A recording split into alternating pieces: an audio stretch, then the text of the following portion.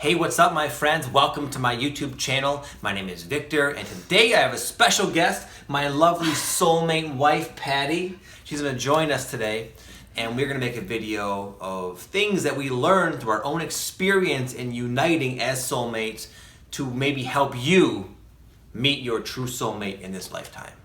We're gonna share with you some, what we believe to be very important things and steps we took that sort of set the stage and gave way to the potential for our paths crossing and allowing us to unite.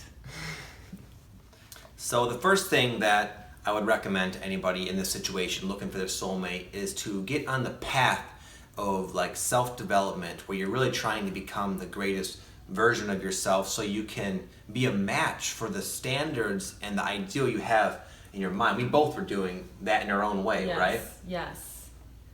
What were you doing? And then I'll tell them what I was doing. Well, I was seeing a therapist at the time, and I had been seeing her for like an entire year. And before that, I was in an inpatient treatment center, and I had done a ton of inner work there in just 1 month. And so between the inner work and growth and healing, if you will, that I did prior to meeting. When I met you, you were doing a lot of things that were like in your best interest. Yeah, we I was both also doing daily meditations. I had established many different things that I would do throughout the day and in the morning every day. Help better myself. Right.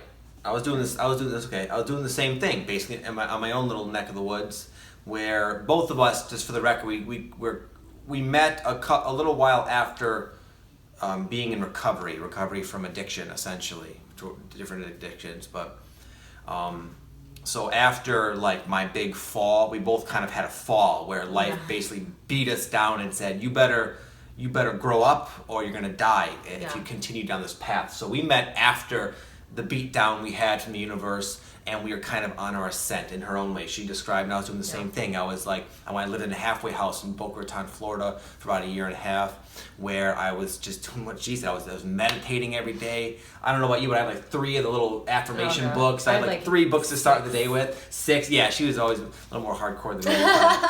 But I was working out, eating healthy, staying clean, and really I was trying to become happy. And at that point we met, I was happy. I wanted a soulmate. In fact, we put out the call. We'll probably talk about that later. But I was like, when I went to bed at night, I was content with my life, and I felt really good about where I was. Mm-hmm. And you seem to be the same place. You seem like very happy when I met you, right? Yeah, I was.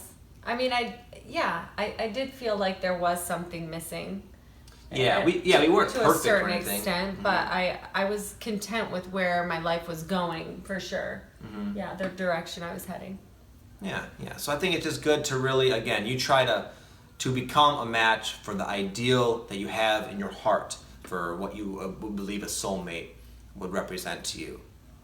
Okay. Number 2, and I think one of the hardest things for people, is to let go of what's not working, let go of the toxic relationships, or just simply let go of the relationships you're in that way you're not wowed. I would say definitely don't settle, because I think that, my own theory, but I feel like that sends a mixed signal to the universe saying, I want a soulmate. I really want to meet my soulmate, but I'm also simultaneously willing to put up with this person who I don't really care that much for, right? We both had to do a lot of letting go, not only in relationships, but letting go of things in our life that contradicted maybe the version of ourselves that would meet a soulmate, right? Right, yeah, for sure.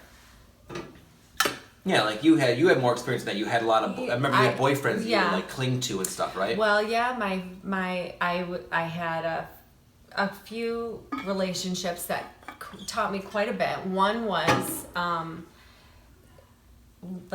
the fun guy. Like, he was fun to be around, but we just were such a dysfunctional, not good relationship. And another one was a controlling relationship, where when I got out of that one, I was like, didn't know who the hell I was. Yeah. And then I was in another relationship when I met you, that he was like nice.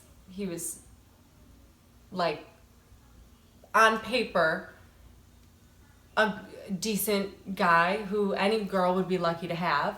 So of course I was literally settling, but he wasn't my person, and I knew he didn't give me the same feeling, that I was looking for anyway. Right, yeah. Is that?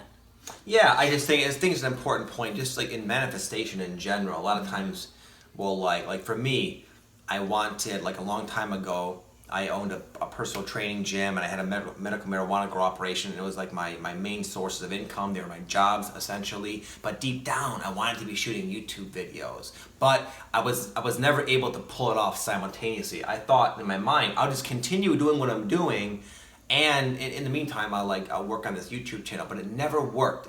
There came a time where I had to let go, kind of abruptly, of my safety net, so that I would have enough like freed up energy and could have the experiences necessary to grow me to become the person that is actually worthy and able to be on YouTube. So I think that's maybe the hardest and yet the first step, is to let go of anything in your life at your own pace, of course, that contradicts what you say you want. Yeah, even if it's not a relationship. If you don't have a relationship that you need to let go of, but that you have things in your life that are blocking you.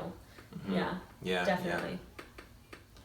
Number 3 seems kind of obvious, but a lot of people do it, I would say, in the opposite way. I would suggest if you really want to meet your soulmate or do anything in life, put it out there into the universe in a very focused and not authentic, that's not the right word, but just a real focused way. Rather than a lot of people, if you ask them, they say, yeah, I want to meet my soulmate, but it's bullshit. I never meet him. I never run into him, and there's more of like a bitterness attitude that emanates. Like, I'll never meet him. It's not fair. Why are they so happy? I'm not happy. And that kind of puts out the signal that will only reflect back to you what you're saying, rather than saying, I want to meet my soulmate. Right. Or some people put it out there in desperation. I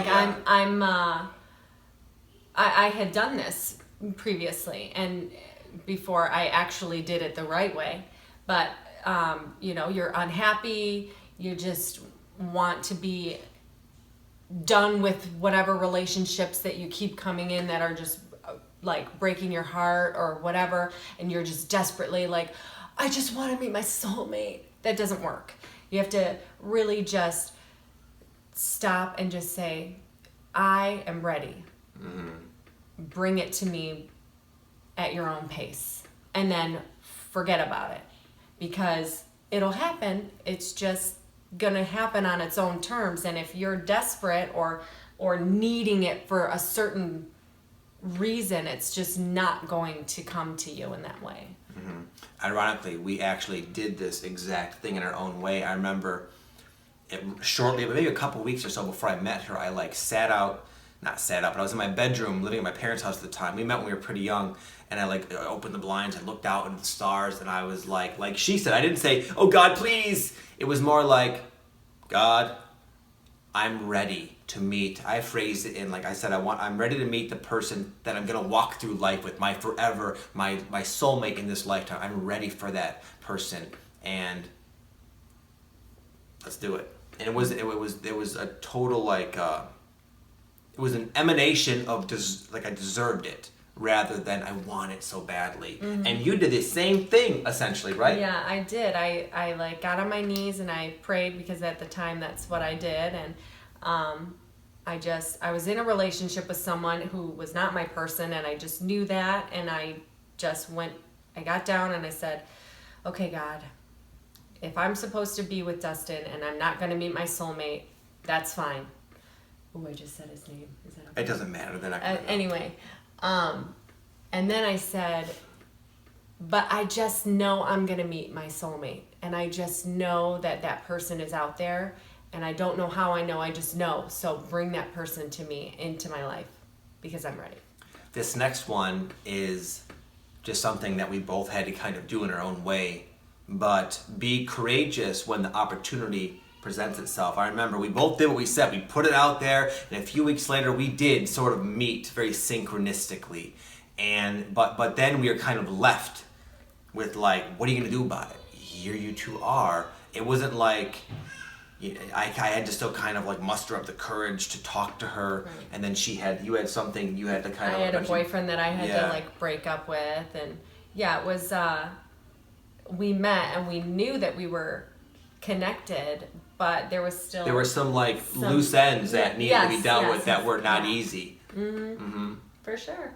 Yeah, and I've talked to people, like some of my clients and people I've talked to that they do it all right, and they get to that moment where they feel like they come in contact with their soulmate, but then they freeze, they hesitate. And I found that there's we have to kind of meet the universe halfway. It's a co-creative effort. It's not like a soulmate's going to fall into your lap. I wouldn't think, Yeah, I mean, it can happen. Anything's possible. At least for us, it wasn't like that, right? Yeah,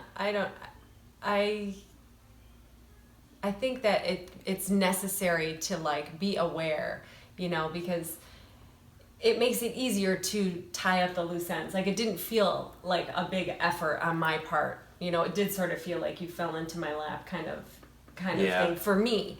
But that's because you asked me out, not the other way. Yeah.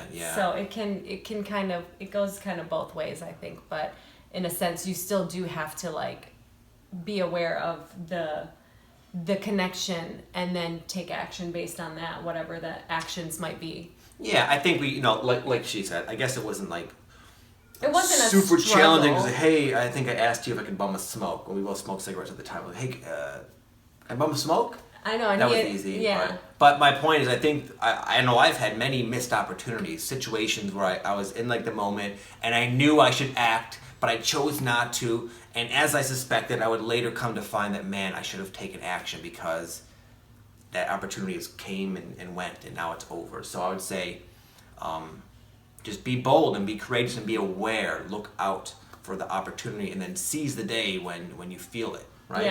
Yeah, definitely. Mm-hmm. This last one, we'll just say, is to be open-minded, because I realized in my life, not only with soulmates, I'm sure you have too, that many times I think I want something and I have kind of a rigid, picture in my mind of what I'm looking for, and what I actually want oftentimes is a big contradiction to what I think I want, right? Yeah. You had a template, a pretty specific template you were looking for, right?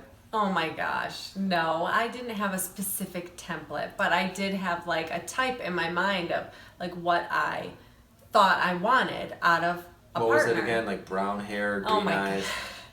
I think that he's not going to ever let me live that one down. No, but she wanted somebody with brown hair and green eyes. I had red hair and brown eyes, so yeah, there's a bit of a contradiction. Yeah, but you're still handsome, honey. Yes, I know. But no, many times in life, no, I have to redo it. I'm getting blushed now. Well, no, okay, so basically what, I have a friend who she put down all these specific things of what she wanted out of a partner, and she met this person and he was a total narcissist and didn't treat her well at all, and but she stayed with him because she thought, oh, but he meets all the criteria that I wanted. But what she was leaving out in her criteria was how she wanted to be treated. So you need to remain open to the idea that maybe what you think you want and what's on your template of your soulmate is not actually what your soulmate's going to be like. Your soulmate is going to be there to reflect to you sometimes the things that you thought were important that aren't important, like brown hair and green eyes. Yeah, right. I have another friend, Aaron Dowdy. He's a YouTuber, and I hear what he would say in my mind. I feel like I want to share it. He always says, he's all about manifestation. He would say, focus on the feeling. Like you might have had a template, brown hair, green eyes, and that to you produced a certain feeling, a certain feeling of compatibility. So use whatever framework your mind can conjure up that produces how you would imagine it would feel to meet that person, and kind of let the energy be your guide. Yes. That's important, I say, because our mind, it can only project so much. Very limited, yeah. And I think when it comes down to what we're looking for in a soulmate is a relationship that makes us feel a certain way. Feel a genuine connection, a soul connection, and just a sense of completion and fulfillment, which we both have, Right. And So anyways, we have other points written down. You guys let us know if you enjoy videos about soulmates. I thought about bringing around once in a while to kind of bring a kind of a female presence to my YouTube channel. We can talk about soulmates and relationships, and maybe if you guys have any questions. So let us know what you guys thought of this. I enjoyed doing it, and I feel like she did pretty good. She loosened up. It took us a few tries, but we got it in. Yeah, only because of him. Not because of me. Yeah, well, we had to kind of find our rhythm. It's okay. But anyways, my friends, thank you for watching, and I will see you guys in tomorrow's video. Have an amazing day. Peace. You didn't say peace. No, it's okay.